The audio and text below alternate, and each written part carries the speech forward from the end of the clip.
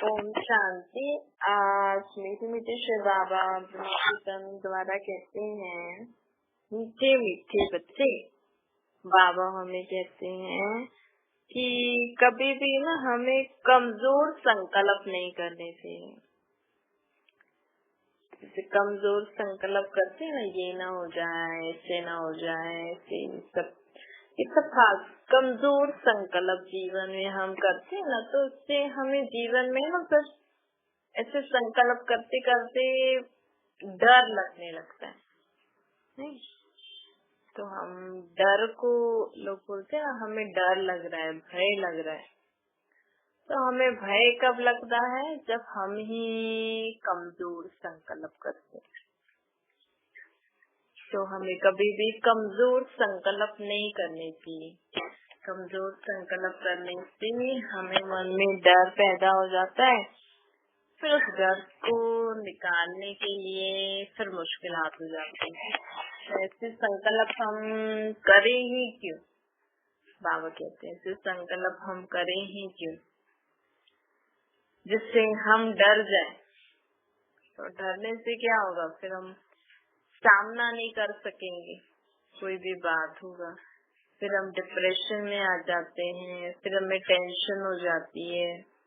फिर एक बार डिप्रेशन में आ गए, एक बार टेंशन शुरू हो गई, फिर हार्ट की बीमारी हो जाती है, फिर पता नहीं कौन कौन सी बीमारियां हो जाती है। तो आजकल ये हार्ट की, डिप्रेशन, बीपी, ये सारी बीमारियां क्यों निकल रही है? देखो, डॉक्टर्स भी कहते हैं ना, टेंशन नहीं लो किसी बात का। टेंशन लेते हैं, फिर धीरे धीरे डर होता है, फिर इससे ना सारे पूरा शरीर, क्योंकि हमारे आत्मा की शक्ति से शरीर चल रहे हैं। जब तक आत्मा है शरीर में, तब तक हमारा शरीर चलता रहता है। तो अगर आत्मा, पहले तो हमें ये जानना जरूरी है ना कि हमारे आत्मा में ही मन बुद्धि है। जब मन में संकल्प आते हैं तो आत्मा की शक्ति उन संकल्पों को ही करने में बिजी हो जाती है ना, ज्यादा शक्ति लगती है ना। फिर कहते हैं बस अब मुझे तो भूख भी नहीं लग रही। फिर कहते बस मेरा मन खराब है, बस मेरे को कुछ अच्छा नहीं लग रहा है। क्योंकि आत्मा इतना सोचती है ना, तो आत्मा शरीर के बारे में, फिर उस शरीर को भी प्रॉपर डाइट देना है, शरीर को भूख तो लगेगी।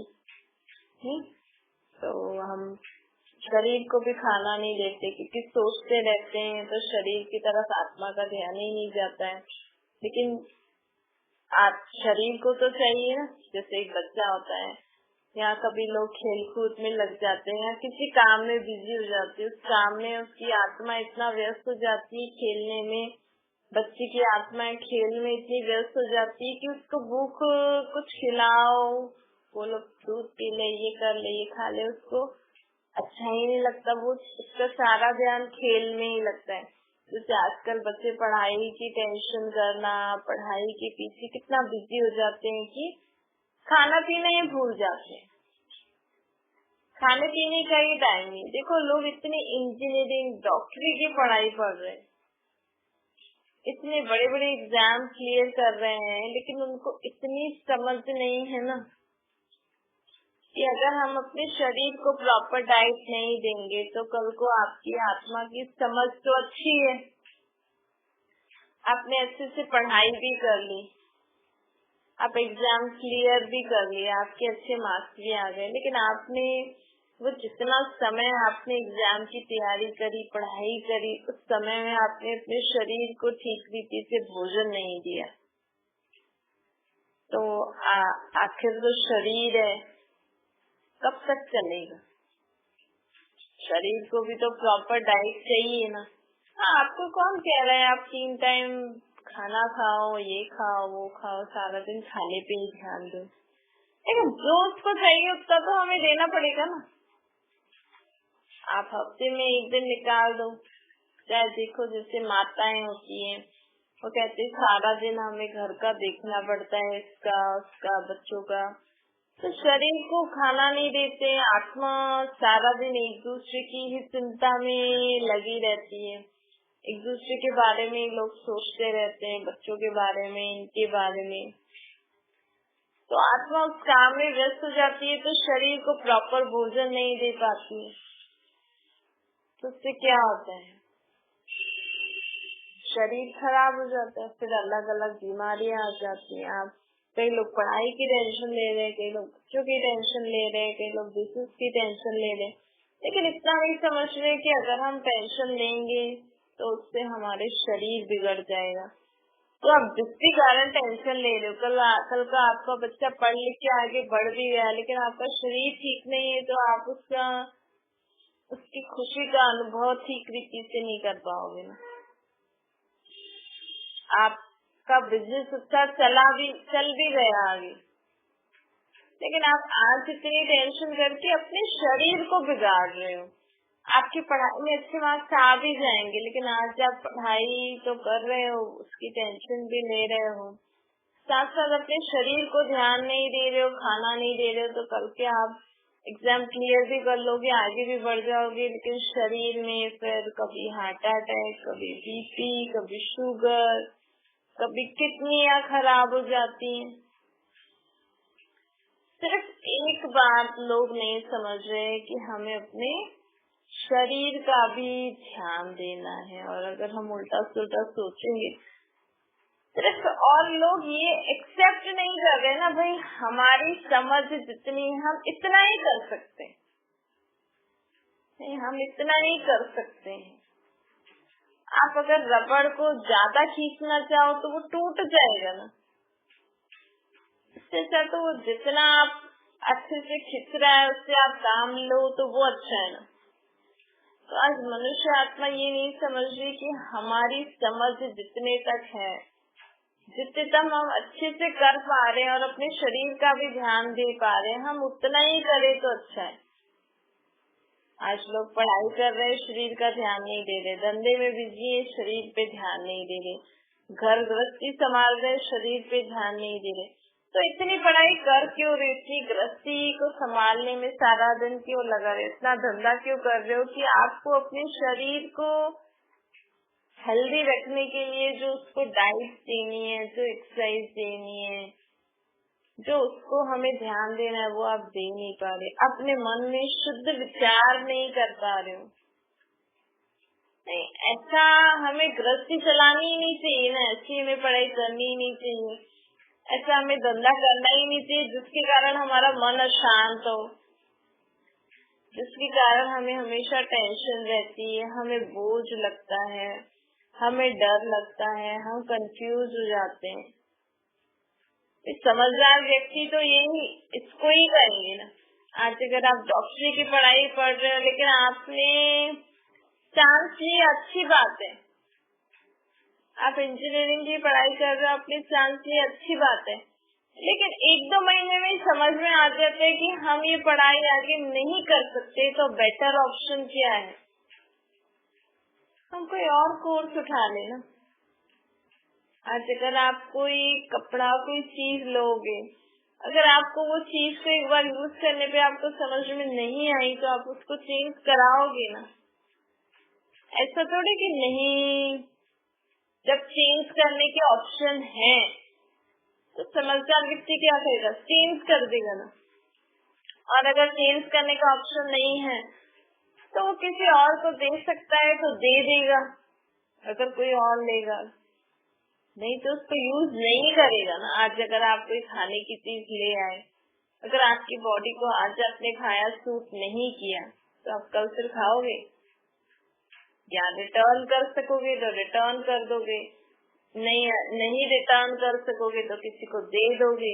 कोई और दे नहीं ले रहा तो बेटर ऑप्शन है उसको डस्टबिन में डालना या उसको जबरदस्ती खाना।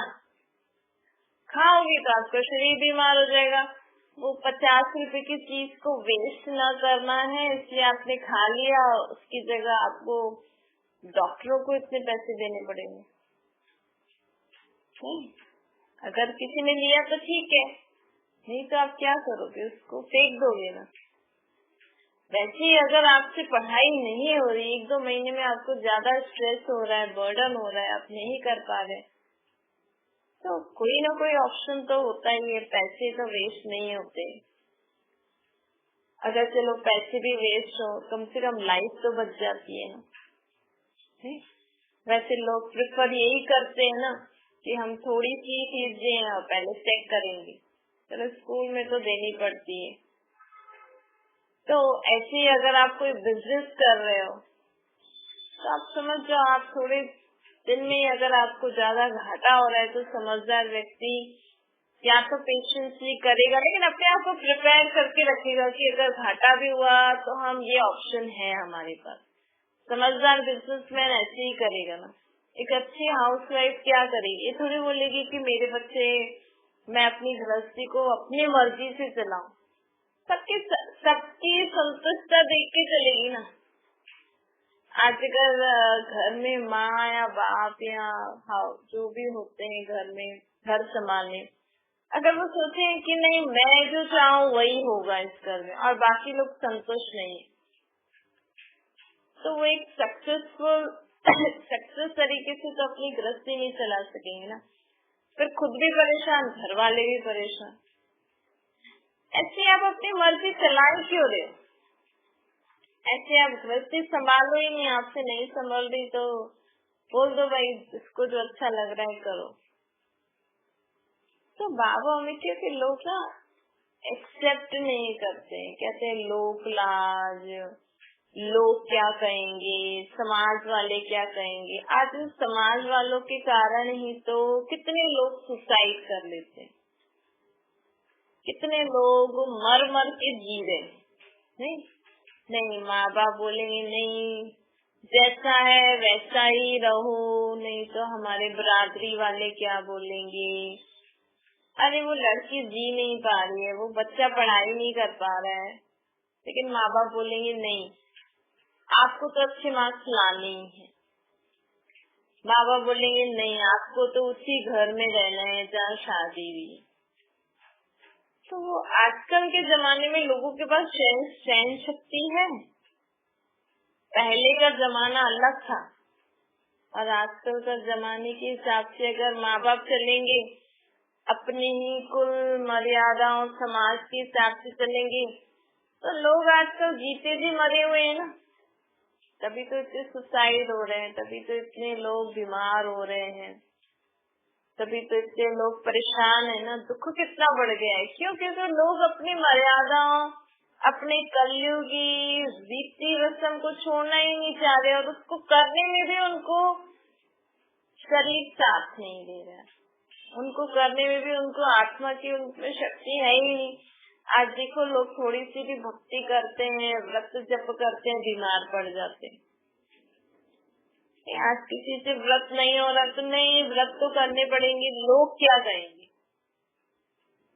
आपको तो सारा दिन खाना नहीं खाना, ये नहीं करना है, अरे उसके शरीर बीमार है, नहीं नहीं ये तो करना पड़ेगा, ऐसा ही रूल है। तो ये सब जो एक समय अनुसार अगर हम मनुष्य के शरीरों को देखें, मेंटल लेवल को देखें, उसके हिसाब से हमें अपनी परंपराओं को चेंज करना ही समझदारी। पता नहीं किसने बनाए थे, क्या किए थे, हमें तो यथार्थ अर्थ तो किसी को पता ही नहीं होता है। आज किसी भी बड़े से पूछो ऐसा क्यों करते हैं, बोलते हमारे पूर्वज करते थे, अर्थ तो किसी को नहीं पता है। और आजकल के जनरेशन को अर्थ चाहिए। आप लोग तो भावना अनुसार, जो बड़े लोग होते हैं वो तो भावना अनुसार करते थे तो फल भी मिलता था। आज आप अपनी बहू को, अपने बच्चों को बोलोगे नहीं ऐसा करना ही है, वो भी ऊपर ऊपर से करेंगे, उनका विश्वास थोड़ी होता है। नहीं तो उनको के फल की प्राप्ति भी नहीं होती, वो शक्ति भी नहीं मिलती, तो उनको भूख सहन भी नहीं होती, वो जल्दी थक जाते हैं। तो अगर समझदार व्यक्ति क्या होगा, समय के अनुसार इस दुनिया में सभी का वातावरण, सभी की बात, सब बातें देखते हुए स्वयं को चेंज करना ही समझदारी, न कि उसी अनुसार ही चलना समझदारी।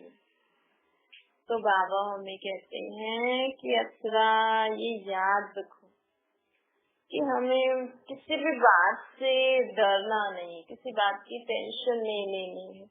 मतलब ऐसा कुछ नहीं सोचो जिससे आपके मन में डर पैदा हो, जिससे आपके मन में टेंशन हो, जिससे आप बहुत घबरा जाओ।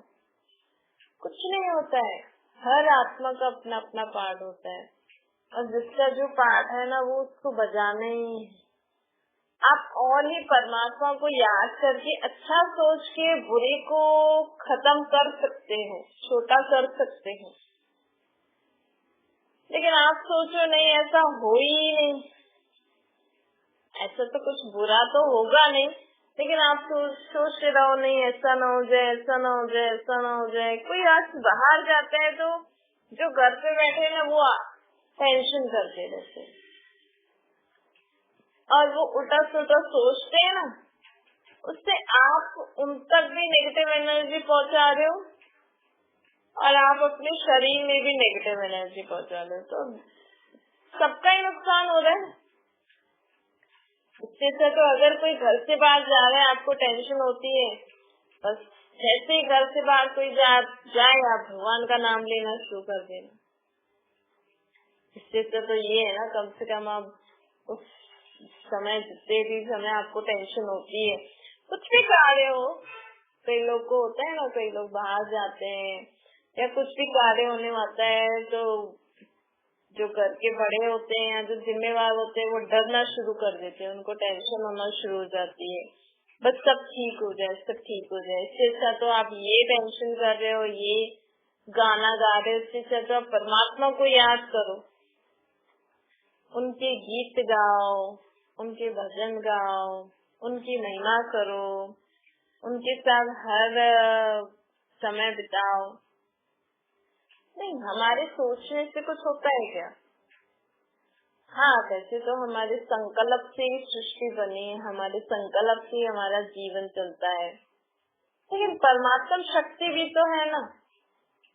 सिर्फ हम ही सोचते रहेंगे और भगवान की मदद नहीं लेंगे तो भी कुछ नहीं होगा। सोचना तो है हमें कल सारा दिन क्या करना है, हम आज सोचेंगे, हम आज प्लान बनाएंगे, लेकिन कल जो भी हमें करना है उसको सफल करने के लिए हमें परमात्मा की भी तो याद जरूरी है ना। सारा दिन तो नहीं सोचेंगे ना, आज सोच लिया ऐसा करना है, फिर उसको पूरा करने के लिए परमात्मा को भी तो याद करना है। तो बाबा कहते हैं कि जीवन में हमें व्यर्थ बातों, व्यर्थ बोल, व्यर्थ कर्म, ऐसे बोल जिससे हम भी डिस्टर्ब होते हैं और भी डिस्टर्ब होते हैं, ऐसी सोच जिससे हम भी डिस्टर्ब होते हैं और भी डिस्टर्ब होते हैं, ऐसे कर्म जिससे हमारा जीवन भी खराब, औरों का जीवन भी खराब, ऐसे संकल्प बोल कर्मों से मुक्त बनो। बाबा कहते ऐसे संकल्प बोल कर्म से मुक्त बनो। श्री बाबा कहते हैं, बाबा कहते हैं कि सदा अपने संकल्पों को शुद्ध बनाओ, सदा अपने संकल्पों को शुद्ध बनाओ, सदा अपने बोल को कम बोलो, मीठे बोलो, धीरे बोलो, मर्यादा पूर्वक बोल बोलने चाहिए। कई लोग ना बोलते हैं कि इसका मूड ठीक नहीं था इसलिए हम मजाक कर रहे थे, तो कई लोग तो आपकी मजाक की को सुनते अपने मूड ठीक कर लेते हैं, कई लोगों का और मूड खराब हो जाता है। ऐसे कई लोगों को लगता है कि हम मजाक कर रहे थे, लेकिन अगर हमारे बोल से दूसरों को डिस्टर्बेंस हो रहा है, हमारे बोल में कोई समझ नहीं है, कोई प्राप्ति नहीं है, किसी का मूड ठीक नहीं हो रहा और ही खराब हो रहा है, तो हम ऐसे बोले ही क्यों? बाबा कहते फिर बोलते हैं हम तो इनके लिए अच्छा कर रहे थे, लेकिन हमारा कर्म उनको अच्छा ही नहीं लग रहा है, हमारे काम करने से वो सामने वाला और डिस्टर्ब हो रहा है, तो हम ऐसा कर्म करें ही क्यों, ऐसा संकल्प करें ही क्यों, ऐसा बोले ही क्यों, ऐसा कर्म करें ही क्यों जिसमें प्राप्ति नहीं, जिसमें कोई सुख नहीं है, कोई शांति नहीं है, और ना हमारा फायदा है ना औरों का फायदा। भाई ना तो हम, कई लोग सोचते हैं कि हम तो इसके लिए अच्छा सोच रहे थे, लेकिन इसने गलत ले लिया। अब चलो आपने तो अच्छा सोचा, आपकी सोच अनुसार आपने जो बोला किया, आपको लगता है वो ठीक है, उनको नहीं लगा, उनकी मर्जी, इसमें हमारा मूड क्यों खराब होना चाहिए? नहीं, हमें अपनी शुभकामना करके हमें हमेशा बाबा की याद में रहकर अच्छे कर्म करते रहना, अच्छी सोच बोल कर्म करो, प्राप्ति की इच्छा नहीं रखो। तो आप प्राप्ति, हमें अपना भावना अच्छी रखनी चाहिए। बाबा कहते, कई लोग बोलते हैं हमारी भावना ऐसी नहीं थी लेकिन बोल ऐसे कर्म हो गए। कई लोग बोलते हैं हमारी भावना ऐसी नहीं थी, हम तो अच्छा ही सोच रहे थे, लेकिन कभी कभी किसी के गलत शब्द निकल जाते हैं, गलत बोल निकल जाते हैं, या वो बोल को अच्छे से प्रोनाउंस नहीं कर सकते, एक्सप्लेन नहीं कर सकते।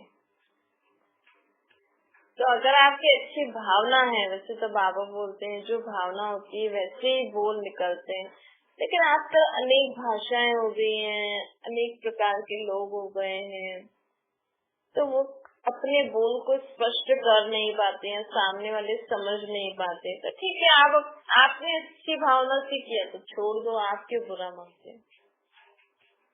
इसीलिए बाबा हमें कहते हैं इन टोटल कि हमें कभी भी किसी बात की टेंशन भी नहीं लेनी चाहिए। समझो आपकी किसी बोल से, आपने अच्छे बोल बोले, अच्छी भावना से बोले, लेकिन सामने वाला नहीं समझता है, नहीं लेता है, तो आप भारी क्यों हो रहे हो? क्योंकि आप तो लाइट रहो ना, हम जितना लाइट रहेंगे तो उस आत्मा को भी समझ में आ जाएगा कि हाँ, इसने अपने हिसाब से सही बोला होगा। दूसरा, बाबा हमें कहते हैं कि कभी भी किसी के चक्कर में नहीं फंसना। देखो दुनिया में कैसे कैसे लोग हैं, समझ में तो आ ही जाता है ना कैसे कैसे लोग हैं। तो बाबा कहते हैं इसलिए समझदार बन गए हो, इतने अनुभवी बन गए हो, और हम अगर परमात्मा के साथ सदा रहते हैं ना, तो बाबा हमें हर बात से सेफ रखते हैं। हम हर व्यस्त चक्करों से सदा मुक्त रहते हैं। क्या मीठे मीठे सिकरा के बच्चों प्रति माता पिता बाप दादा का याद प्यार और गुड मॉर्निंग। रूहानी बाप की हम सभी रूहानी बच्चों को नमस्ते। हमारी भी रूहानी माता पिता बाप दादा को याद प्यार गुड मॉर्निंग और नमस्ते। वरदान है लौकिक को अलौकिक में परिवर्तन कर घर को मंदिर बनाने वाले आकर्षण मुक्त बनो। बाबा कहते हैं घर गृहस्थी में रहते हुए ना, जैसे कई लोग अपने घर में अगरबत्ती जलाएंगे, परफ्यूम छिड़केंगे, साफ सुथरा करेंगे ताकि कोई बदबू ना आए घर में। तो बाबा हमें कहते हैं आप रोज अच्छे संकल्पों की खुशबू अपने घर में फैलाओ। रोज अपने अच्छे बोल से अपने घर में खुशबू फैलाओ। रोज अच्छे से परमात्मा की याद में रहकर कर्म करके घर में खुशबू फैलाओ। तो अच्छे संकल्प बोल कर्म करते रहो घर गृहस्थी में रहते हुए भी। ऐसे नहीं घर गृहस्थी है तो हमने कुछ भी देख लिया टीवी में, कुछ भी बोल दिया, कैसे कितने भी घंटे फोन पे बात कर लिए उल्टे सुलटे, कैसे भी कर्म कर रहे हो। क्योंकि आप जिस रीति से मंदिर या किसी धार्मिक स्थान पर कैसे रहते हो, कैसे बोलते हो, कैसे कर्म करते हो, वहाँ पे अगर आपको सेवा करने का चांस मिले तो कैसे खाना बनाओगे, कैसे सब कुछ करोगे, कैसे आपकी फैमिली मेंबर अगर आपको मंदिर में मिले तो आप उनसे कैसे व्यवहार करते हो, और वही फैमिली मेंबर आपके घर में आपसे मिल रहे हैं तो आप उनसे कैसे व्यवहार करते हो। तो आप अगर चाहो तो अपने घर को मंदिर बना सकते हो जब आप अपनी सोच सदा अच्छी रखोगे, जब आप अपने बोल सदा अच्छे रखोगे, जब आप अपने कर्म सदा अच्छे रखोगे। ऐसे नहीं घर आए तो कुछ भी बोल दिया, कैसे भी काम कर लिया, कैसे भी दृष्टि वृत्ति कर ली, कुछ भी सोचते रह रहे हो उल्टा सुल्टा फालतू फालतू। तो ये भी हमें ध्यान रखना चाहिए। जैसे लोग अपने घर में कचरा नहीं अलाउ करते, ध्यान रखते हैं हमारे घर में गंदगी न हो, कचरा न हो। वैसे आप ये भी देखो, हमारे घर का वायुमंडल सदा सुख शांति खुशी वाला होना चाहिए, पवित्र होना चाहिए, कोई भी अशुद्धि नहीं होनी चाहिए। तो बाबा हमें कहते हैं इस रीति से आप अपने घर गृहस्थी में रहते हुए ना अपने घर के वायुमंडल को ऐसा बनाओ जिसमें कोई भी लौकिकता न हो, स्पिरिचुअलिटी आध्यात्मिकता हो, आत्मा आत्मा भाई भाई की दृष्टि हो, सोच अच्छी हो, बोल अच्छे हो, कर्म अच्छे हो। तो बाबा कहते हैं आपके घर मंदिर जैसा बन जाएगा और आपके घर से पवित्रता की खुशबू फैलेगी जिससे लोग आकर्षित होंगे। स्लोगन है मन बुद्धि को दृढ़ता से एकाग्र करो, कर कमजोरियों को भस्म कर दो, तब कहेंगे सच्चा योगी। योगी अर्थात जो आत्मा, खुद को आत्मा समझ के परमात्मा को याद करता है। तो हम जब अपने मन बुद्धि को एकाग्र करके परमात्मा को याद करते हैं ना, तो उनकी याद से हमारे जन्म जन्मांतर के पाप भस्म हो जाते हैं, हमारी आत्मा शुद्ध हो जाती है, सब कमी कमजोरी विकार भस्म हो जाते हैं, हमारी आत्मा शुद्ध हो जाती है। ऐसी आत्मा को ही सच्चा योगी कहा जाता है। एक आप कर्म करते हुए भी बस हमें मन बुद्धि को ऊपर बाबा में लगाना है। कर्म नीचे करो, बाप को याद करते जाओ, आपकी आत्मा पावन बन जाएगी तो आप सच्चा योगी बन जाओगे। अच्छा, ओम शांति। बाबा को याद करिए।